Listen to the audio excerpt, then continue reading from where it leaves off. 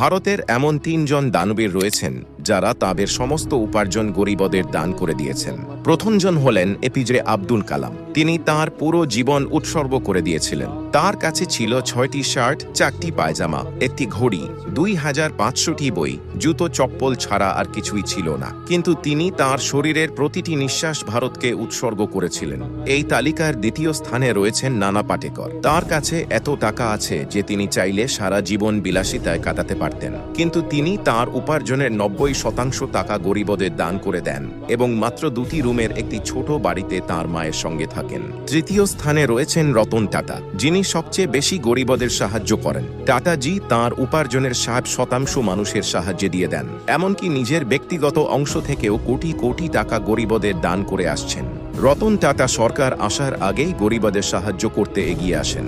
এমন মহান ব্যক্তিত্বদের প্রতি শ্রদ্ধা জানিয়ে একটা লাইক তো অবশ্যই করা উচিত।